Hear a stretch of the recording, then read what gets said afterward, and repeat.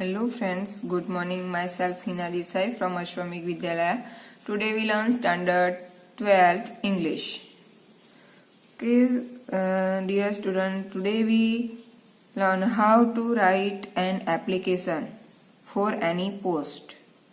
Okay, in your exam, part B, section D, question number 27.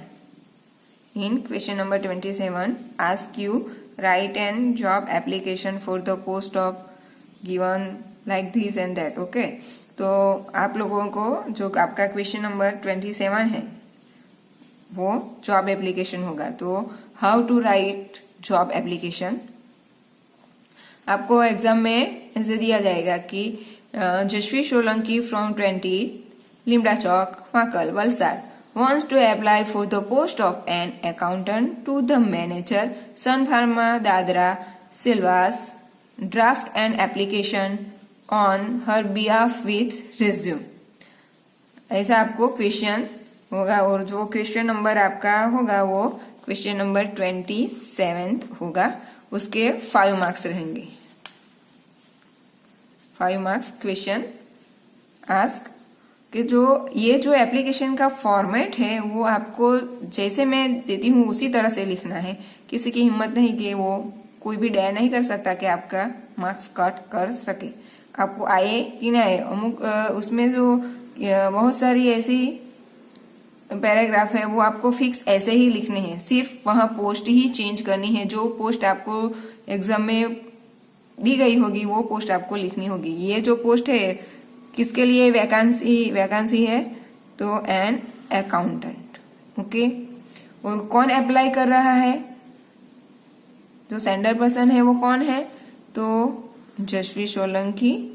उसका address है 20 Limda Chowk Makal Valsad. Okay, and वो किसको send कर रही है, कहाँ पे अप्लाई कर रही है. ठीक है, तो वो है to the manager Sun Pharma Dadra Silvassa. Okay, तो ये जो क्वेश्चन है उसमें आपको कौन अप्लाई कर रहा है एंड कौन सी पोस्ट के लिए अप्लाई कर रहा है एंड किसको अप्लाई कर रहा है. ठीक है, वो तीनों चीज आपको दी गई है. सपोज आपको ये तीनों में से कोई चीज दी गई हो नहीं दी गई हो तो आपको क्या लिखना है वो हम इस एप्लीकेशन में दिखेंगे. तो सबसे पहले आएगा जो हमारा राइट हैंड साइड है तो जो सेंडर पर्सन है. ठीक है, जो सेंडर पर्सन है उसका एड्रेस आएगा. मीन्स की सेंडर एड्रेस कौन है हमारे जो एप्लीकेशन में सेंडर पर्सन तो ये है जशवी सोलंकी 28 लिमड़ा चौक माकल वलसाड. ओके, तो हम यहाँ लिखेंगे सेंडर एड्रेस. जो ये सेंडर एड्रेस है ठीक है वो तो आपकी जानकारी के लिए मैंने यहाँ पे लिखा है. आपको यहाँ ऐसा नहीं लिखना है. आपको तो ठीक ऐसा ही लिखना है. उसका एड्रेस जशवी सोलंकी बाद में कॉमा आएगा लास्ट में. उसका जो एड्रेस है फिर भी कॉमा आएगा. ठीक है, उसका एड्रेस हो गया. वो आपको उसका एड्रेस जो डेट के साथ सिर्फ 5 ही लाइन में कंप्लीट करना है. और ये जो आपने लिखा तो एक के बाद एक वो उसकी तरह स्ट्रेट लाइन में आना चाहिए. ये यहाँ लिखा, दूसरा यहाँ, तीसरा यहाँ, ऐसा आपको नहीं लिखना है. वो आपको ध्यान में रखना है ये सब चीज. उसके बाद 1 लाइन स्किप करके यहाँ जिसको भेजना है उसको हम लिखेंगे तो to the manager Sun Pharma Dadra Silvassa. क्योंकि हमें यहाँ किसको अप्लाई करना है, यहाँ दी ही गया है कि apply for the post of an accountant to the manager Sun Pharma Dadra Silvassa. Okay, तो आपको यही एड्रेस यहाँ पे लिखना है. फिर 1 लाइन स्किप करके आपका सब्जेक्ट आएगा. सब्जेक्ट आपको कैसे लिखना है, an application for the post of an accountant. ठीक है, any post ask in exam you write this thing same. An application for the post of and here you change only. यहाँ जो पूछा है वो एन अकाउंटेंट है. ठीक है, उसकी जगह कोई स्कूल में अप्लाई करना हो तो post of as a English teacher, as a science teacher, maths teacher, as a principal, okay, जो भी आपको पूछा जाएगा वही आपको यहाँ पे लिखना है, उसी पोस्ट का नाम लिखना है। तो सिर्फ इतना ही चेंज होगा, ये पूरा सेंटेंस ऐसे सेम ही रहेगा, ठीक है। After that you skip one line and respected sir ma'am, ये जो दो है इसमें से एक ही लिखना। अभी यह जो मैनेजर है तो आपको रिस्पेक्टेड सर होगा, ठीक है। अभी यहाँ जो लिखा होगा टू द प्रिंसिपल, तो ठीक है, तो प्रिंसिपल सर या मैम दोनों हो सकते हैं, वो कैसे दिया है उसी हिसाब से आपको लिखना है, ठीक है। उसके बाद पैराग्राफ आएगा, वो जो हमने सब्जेक्ट लिखा है उसी की स्ट्रेट लाइन में वो हमारा फर्स्ट पैराग्राफ आएगा। With the reference to your advertisement for the post of an accountant in Divya Bhaskar, today I am applying for the same post. ठीक है, आपको ऐसा लिख देना है कि आप अप्लाई कर रहे हैं किसके लिए, तो जो यहाँ ये सब आपको सेम ही लिखना है। With the reference to your advertisement for the post of, यहाँ जो an accountant है वही चेंज करना पड़ेगा कि जो पूछी होगी पोस्ट आपको वही ये लिखना है। इन जो सपोज जो न्यूज़पेपर है, ठीक है, उसका नेम दिया गया है तो यहाँ पे चेंज करना, नहीं दिया गया है तो यही लिखना आपको। Divya Bhaskar today I am applying for the same post, कि ये जो पोस्ट है उसके लिए मैं अप्लाई कर रहा हूँ, आपके जो दी गई है उसे। My personal resume, biodata, educational qualifications and experience are following, कि जो मेरे बायोडेटा है, आपको ये जो रिज्यूम और बायोडेटा दो मैंने यहाँ पे लिखा है, आपको उसमें से जिसकी स्पेलिंग इजीली रखे आप वही लिखना। आप जो रिज्यूम लिखते हो तो बायोडेटा नहीं लिखना है। Biodata, if you want biodata then you don't write this resume, okay, only you write one thing, resume और biodata. Educational qualification and experience are following.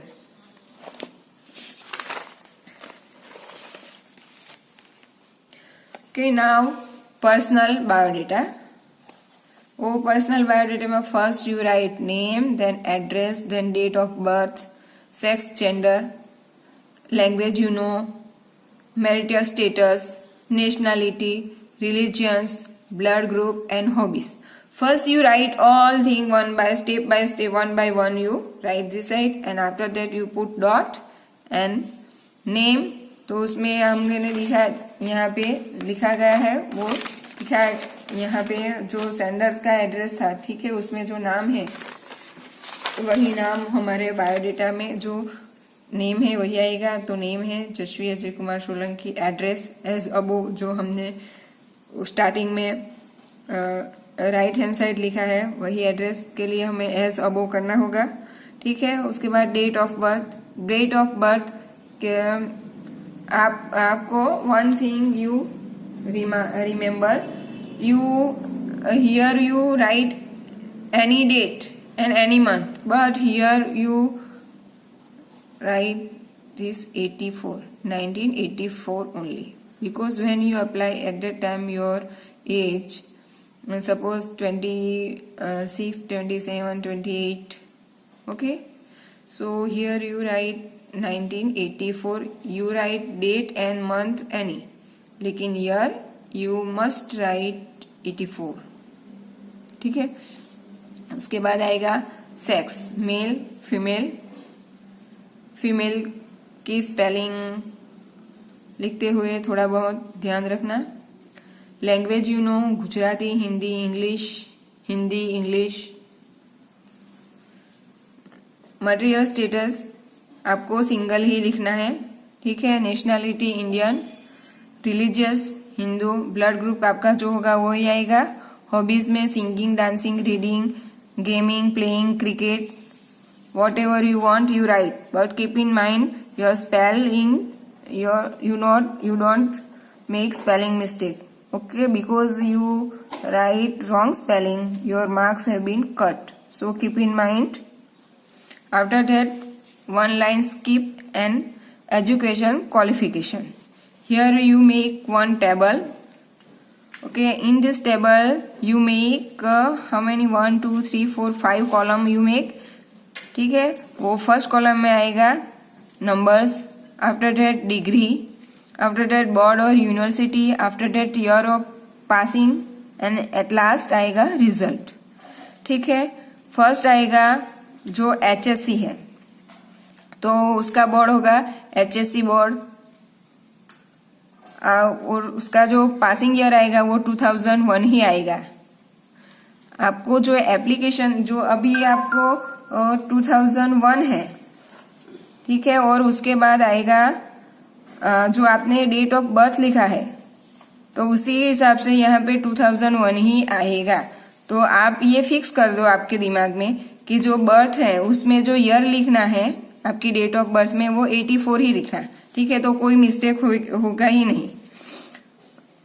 And आपका जो परसेंटेज है वो आप लिख सकते हो। आफ्टर दैट सेकंड रो में आएगा जो डिग्री, जो ये क्वालिफिकेशन है। ठीक है, तो यहाँ पोस्ट किसकी है? अकाउंटेंट की। तो अकाउंटेंट की पोस्ट है तो इसीलिए उसको बीकॉम या एमकॉम होना होगा, तो यहाँ बीकॉम आएगा।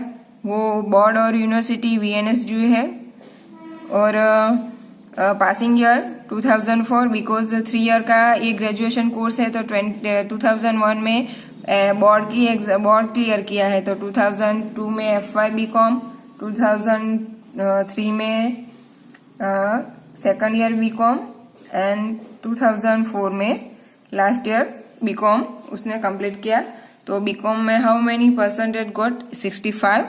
आफ्टर दैट थर्ड रो में MCom, VNSU university Surat, 2006 passing year and 17%. Okay, so education qualification. In education qualification जो आपकी जो पोस्ट वैकेंट पोस्ट होगी उसी के हिसाब से यहाँ डिग्री आएगा। ठीक है, after that skip 1 line and you write experience.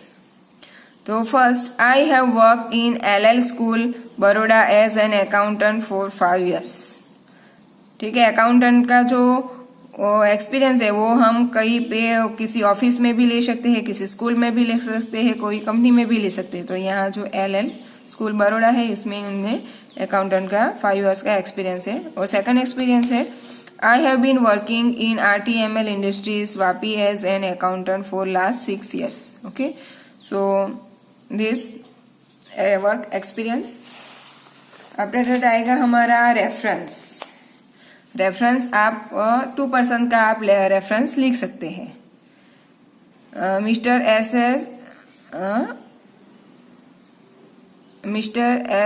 S Sharma the principal.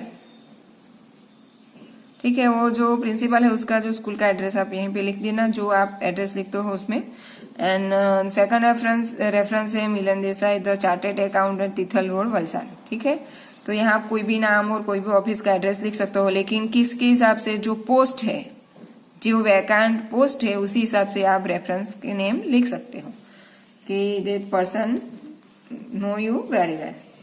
Now expected salary. Expected salary कितनी होनी चाहिए? एज पर गवर्नमेंट नॉर्म्स और रूल्स। ये नॉर्म्स और रूल्स दो में से आप एक ही लिखना।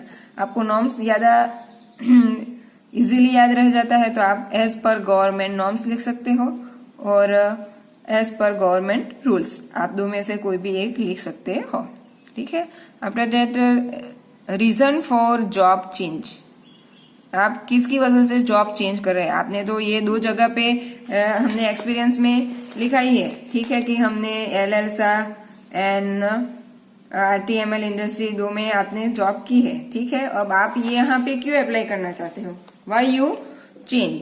तो रीजन फॉर जॉब चेंज तो क्या आएगा? फॉर बेटर अपॉर्चुनिटीज, या फिर you also right that for better future. आप अपॉर्चुनिटीज या फ्यूचर दो में से एक ही लिखना है। After that 1 line you skip and right, I hope you will kindly consider my application and call me for an interview. I promise that if I get selected, I will obey my duty honestly। ठीक है, तो यहाँ request आपको ये paragraph लिखना है। कोई भी पोस्ट हो आपको ये पैराग्राफ सेम एज आपको कॉपी करना है। After that waiting for positive reply, ये लाइन भी आपको सेम ही आएगी, कोई भी पोस्ट होगी। यहाँ पे एक लाइन छोड़ना है, मैंने नहीं छोड़ी बाय मिस्टेक, लेकिन आप जब लिखते हो एग्जाम में तो आपको ये लाइन छोड़ के लिखना है। In your notebook also you have skip one line, yours faithfully Jashvi Solanki. ये आपको राइट हैंड साइड ही लिखना है, लेफ्ट हैंड साइड नहीं लिखना है, राइट हैंड साइड ही लिखना है। After that includes true copies of the following documents, ये सेंटेंस भी सेम आएगा। और उसके बाद यहाँ जो इंक्लूज है उसमें आपकी कौन कौन सी ये कॉपीज आएगी, ट्रू कॉपीज एंड सर्टिफिकेट कौन कौन से आएंगे। तो जो हमने यहाँ एजुकेशन क्वालिफिकेशन में लिखा है कि फर्स्ट हमने लिखा है HSC, तो यहाँ जो इंक्लूज है उसमें आएगा HSC marksheet and certificate. After that यहाँ हमने लिखा है BCom and after that MCom, तो here we write first MCom mark sheet and certificate, BCom mark sheet and certificate, and after that we write here our experience. Okay, तो यहाँ आएगा experience certificate। तो आप लोगों को जैसे मैंने ये बताया है वैसा ही लिखना है आपको। ऐसे ही आप नीट एंड क्लियरली लिखोगे तो आपका मार्क्स कट नहीं होगा। ठीक है, so here you all and I hope you all understand how to write an application. Okay, जो ये इसमें जो दिया है वो सब सेम ही रहेगा, ये सिर्फ यहाँ जो क्वालिफिकेशन है वही पे चेंज होगा। जो HSC तो सभी में आएगा ही आएगा, ठीक है, लेकिन ये BCom MCom ये सब चेंज होगा। तो अभी मैं आपको इसकी PDF बना के सेंड करूंगी और उसके साथ में ये कौन सी पोस्ट हो उसके लिए आपको कौन सी एजुकेशन क्वालिफिकेशन चाहिए वो भी मैं आपको PDF में सेंड कर दूंगी। Okay, so thank you very much, keep watching our channel.